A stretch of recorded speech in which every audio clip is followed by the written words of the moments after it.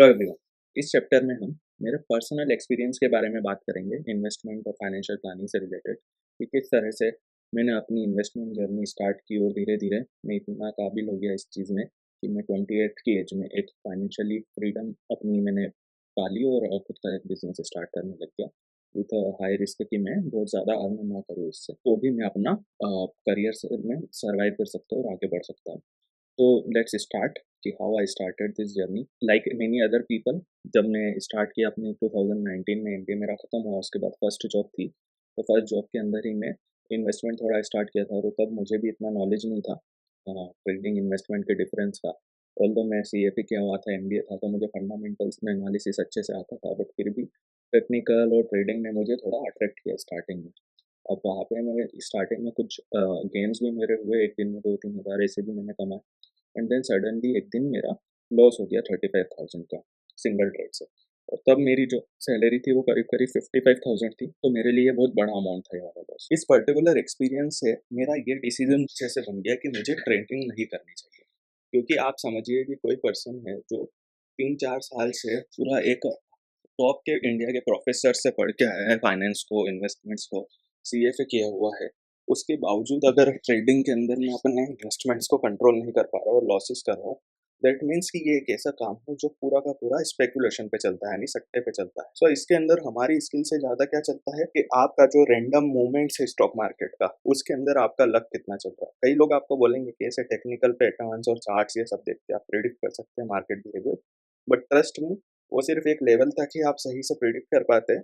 And more और less क्या होता है कि ट्रेडिंग के अंदर स्पेकुलेशन बहुत ज़्यादा होता है और रियल साइंस जो है जिसकी वजह से आप शायद मार्केट में पैसा बनाए वो कम होता है। तो फिर ये सारी लर्निंग के बाद मैंने इन्वेस्टमेंट पर शिफ्ट किया।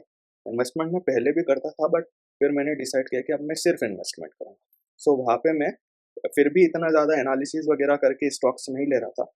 कुछ चीज़ें देखता था, कुछ पैरामीटर्स, और उसपे मैंने स्टॉक मार्केट में पैसा लगाना शुरू किया। तो ज़्यादातर तो मेरे जो स्टॉक्स थे, 3-4 स्टॉक जो मैंने लिए हुए थे 10-10 हज़ार के, वो तो एज़ इट इज़ रहे।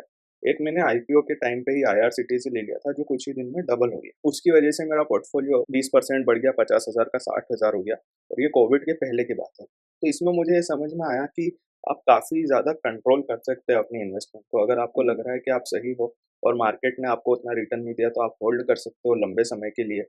आपको ट्रेडिंग की तरह उसी दिन अपना लॉस या प्रॉफिट नहीं बुक करना है या एक पर्टिकुलर टाइम फ्रेम में नहीं करना है। सो ये सारी चीज़ें थी। उसके अलावा एनालिसिस के अंदर भी मैंने ये देखा कि मैं ज़्यादा डीप जाके इसके अंदर अपने इन्वेस्टमेंट को बेटर एनालिसिस से बेटर बना सकता हूँ। सो ये सारे मेरे जो एक्सपीरियंस थे कोविड के पहले के, इससे मेरा ये बिलीफ हुआ कंफर्म कि मुझे इन्वेस्टिंग के अंदर अपनी स्किल से पैसा बनाने का मौका मिल सकता है। सो फिर क्या हुआ कि कोविड के बाद 5-6 महीने बाद जब लॉकडाउन हटा, फिर मैं अपने होम टाउन आया। उसके बाद मैंने अपना भी थोड़ा इन्वेस्टमेंट रेगुलरली कर ही रहा था और मेरे फादर का भी कुछ म्यूचुअल फंड में लगा हुआ था, उसको भी हमने 2 लाख को निकाल के और स्टॉक में इन्वेस्टमेंट का प्लान बनाया। सो ये जितना भी पैसा मैं उस वक़्त कमा रहा था और ये जो पैसा मेरे पास आया, इसको हमने पोर्टफोलियोज़ बनाए मैंने उसके, और इन्वेस्टमेंट करने लग गया अपने फंडामेंटल एनालिसिस के हिसाब से। और फिर धीरे-धीरे उसको बिल्ड करता गया।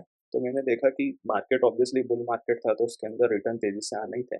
बट बाकी के कंपैरिज़न में मेरे रिटर्न काफ़ी ज़्यादा बेटर आए। मैंने करीब-करीब 70-1% एक रिटर्न साल में रिटर्न दिया, और ओवरऑल भी मेरा इन 2-3 साल में 30 से 40% का कैगर रहा। सो इससे मुझे ये समझ में आ गया कि मार्केट फ्लक्चुएशंस जो होते हैं उसके ऊपर फोकस करने की बजाय फंडामेंटल्स पर अगर फोकस करेंगे तो लॉन्ग टर्म के अंदर वो धीरे-धीरे शेयर मार्केट भी अपने फंडामेंटल्स के हिसाब से शेयर को ट्रीट करता है कि जिसके फंडामेंटल अच्छे उस कंपनी को आगे बढ़ाता है और जिस कंपनी के फंडामेंटल्स खराब उसको वो डिस्काउंट कर देता है। ये सारे के बाद फिर मैंने अपना नॉलेज आगे बढ़ाने के लिए यूट्यूब चैनल स्टार्ट किया, उसके बाद अपनी टेलीग्राम कम्युनिटी बनाई। फिर मैंने और इसके अंदर लाइसेंसेस लिए, तो एमसी का रजिस्ट्रेशन लिया। फिर उसके बाद हमने सेबी का रिसर्च एनालिस्ट का रजिस्ट्रेशन लिया, और इस एक तरह से इसको बिज़नेस की तरह चलाई। ये मैं सिर्फ़ अपनी मार्केटिंग के लिए नहीं बता रहा, मैं बस आपको बताना चाह रहा हूँ कि कैसे मेरी जर्नी स्टार्ट हुई। तो जब ये मेरा एक फुल फ्लेज बिज़नेस मॉडल बन गया और मैंने ये देख लिया कि मैं इससे नॉर्मल कॉस्ट ऑफ लिविंग अपनी बना सकता हूँ, तो उसके बाद मैंने एक रनवे तैयार किए कि मैं अगर 1 साल, 1.5 साल कुछ भी नहीं कमाऊँगा, तो भी मैं कितने दिन तक चल सकता हूँ। और ये सारे डिसीज़न्स के बाद मैंने अपनी कुछ पैसिव इनकम के जनरेशन, जैसे कि रेंटल आ जाए रियल एस्टेट से वो, और इन्वेस्टमेंट, इन सबको मिला के मैंने अपने आप को फाइनेंशियली फ्री किया जॉब से।